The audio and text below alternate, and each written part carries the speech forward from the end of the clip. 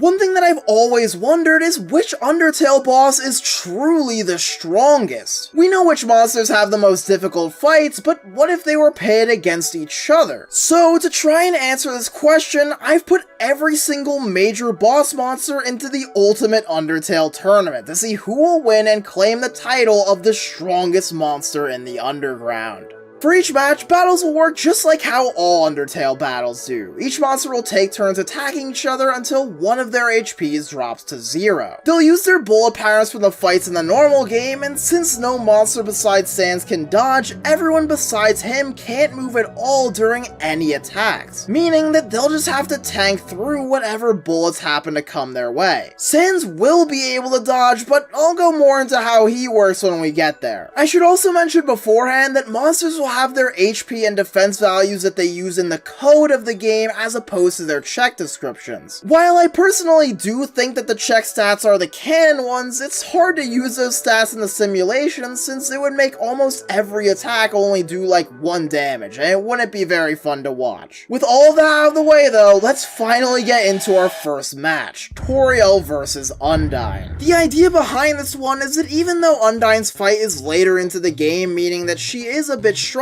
she also has one single crippling weakness that Toriel can take advantage of: the heat. Toriel strictly uses fire magic in her fight, and so for this specific matchup, Undyne takes double the damage that she normally would. Now initially, I had hoped that this specific weakness would help even things out between them a decent bit, but to be honest, Undyne is just way too cracked. The truth is that not only does Undyne have way more HP than Toriel does, but she's also so much of a powerhouse that she still manages to barely deal more damage to Toriel, even when considering the attack buff.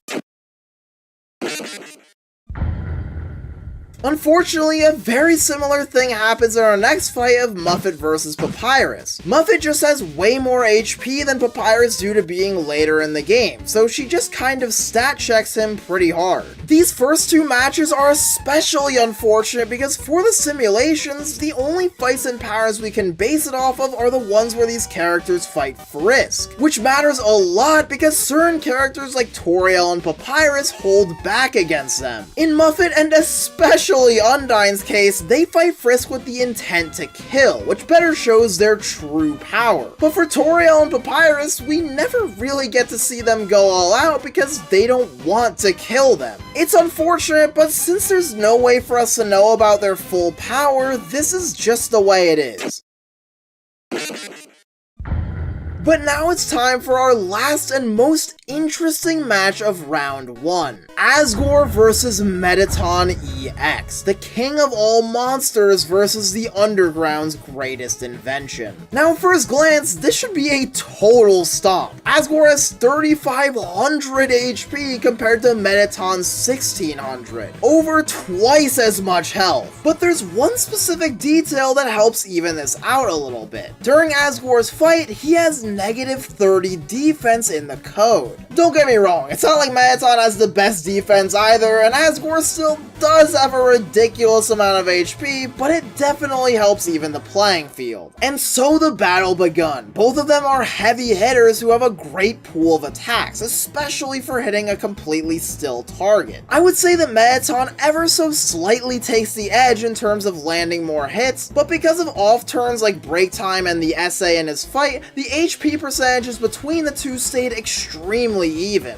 Going into turn 20 though, it seemed like Asgore would be the one to ultimately win this war of attrition. It wasn't a huge lead or anything, but it was clear that Mettaton was behind, being at less than half health while Asgore was just still a little bit above half health. In the end, this slight HP lead would keep building up until Mettaton finally lost. But at this crucial moment, slowly losing pace against his opponent, all 4 limbs falling off from his body, the lowest point he's ever been, Mettaton locked in. At turn 20, Mettaton starts using this attack, which is easily one of the most devastating attacks in this entire tournament. Because monsters can't dodge or block attacks in any way, this attack is able to run its full course, which consists of 19 direct hits to the soul. For reference, most other attacks in this tourney usually only hit like 4 times, maybe 5 or 6 if they're really lucky. He doesn't use the same attack every turn past this point, but he does still use it multiple times, and his other attacks at this point are still really good too. Mettaton scales hard, and with Asgore completely lacking any kind of similar trump card, it wasn't long until it was over.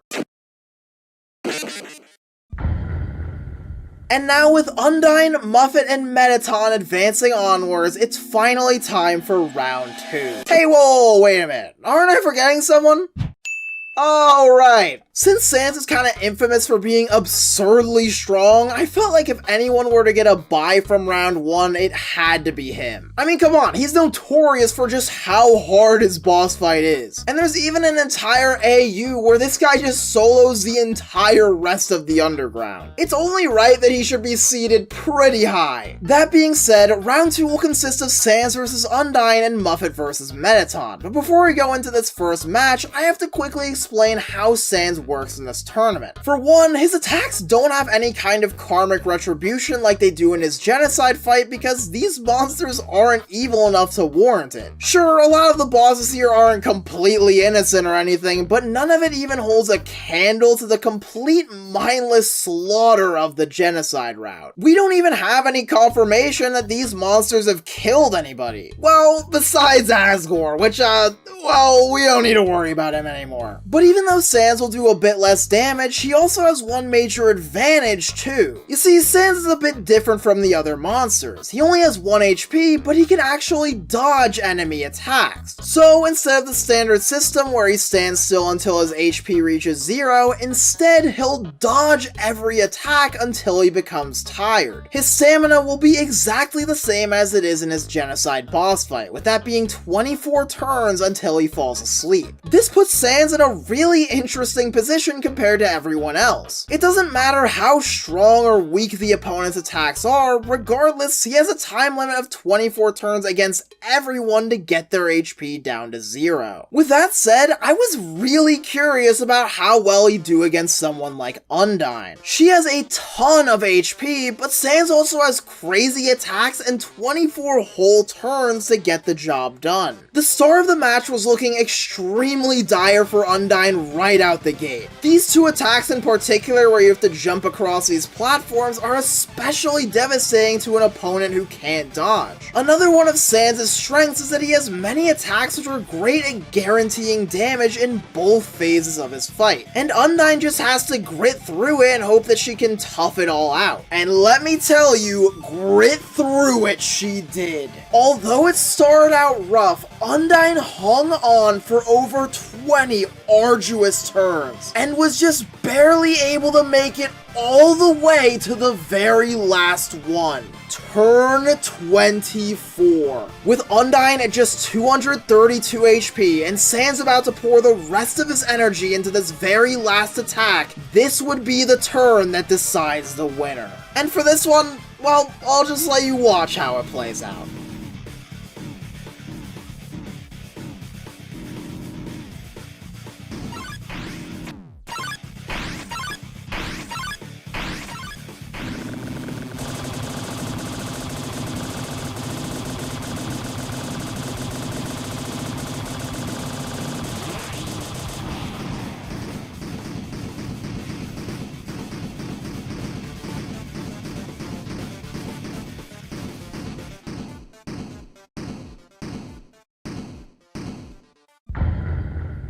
Somehow, Undyne was able to make it through the last turn by a thread with just 1 single HP left. While Sans' kit might do amazing against us in the genocide route, against Undyne he just doesn't have the damage output he needs without karmic retribution. Since there's a bit of RNG in Sans' fight, I even ran this same fight multiple times, but every time Undyne still managed to survive by just the slimmest of margins. Just like in the original Sans fight, it came down to a battle of determination, and Undyne came out on top.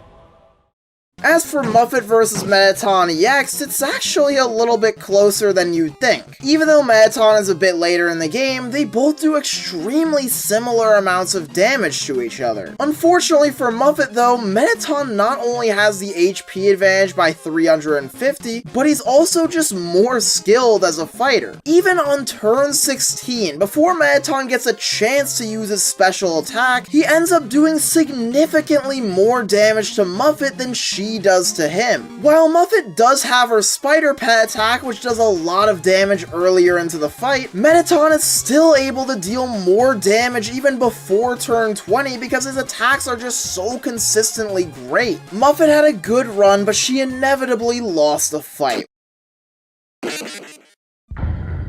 Which now brings us to Grand Finals, Undyne vs Mettaton. Both of them have overcome all odds to get to this point, and I can safely say that they truly both deserve to be here vying for the title of the strongest monster in the underground. Which is why it pains me to say, this match wasn't really that close. Similarly to his last match against Muffet, Mettaton just very slightly stat checks Undyne, and surprisingly is even a better fighter as his attacks just hit way more often. Undyne was constantly losing the war of attrition throughout the match, and at turn 20, Mettaton sealed her fate. Even when I played out the match intentionally not blocking any of Undyne's spears, it didn't make much of a difference at all. Both of them had such amazing runs in this tournament, but Mettaton is ultimately crowned the champion and the strongest monster of them all.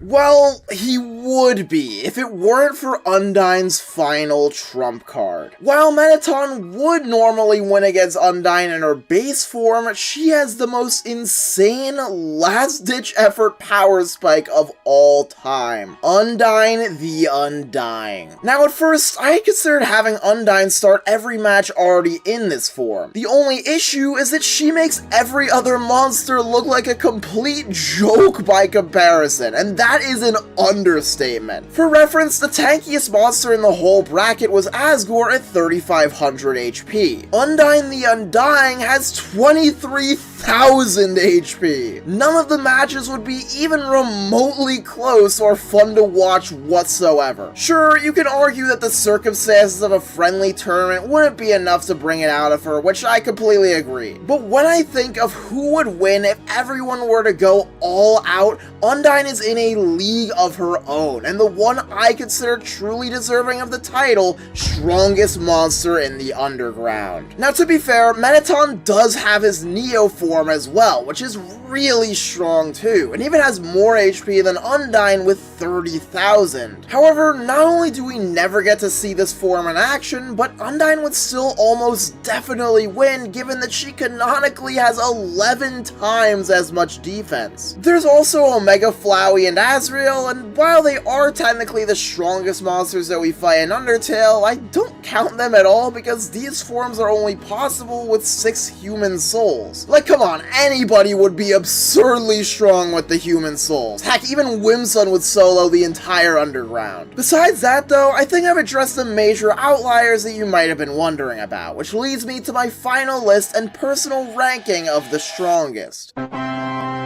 I think the tourney actually did a pretty decent job at accurately representing most monsters' strength, with the main exception of Asgore. While Asgore may have lost round 1, there's no doubt in my mind that if he used his full power, he would clear basically everyone besides Undyne the Undying and Mettaton Neo. Again, Toriel and Papyrus are definitely stronger than they seem as well, but again, we have no way of knowing by how much. And Sans, I don't know what else to say. I mean, getting cleared by base Undyne is pretty rough, buddy.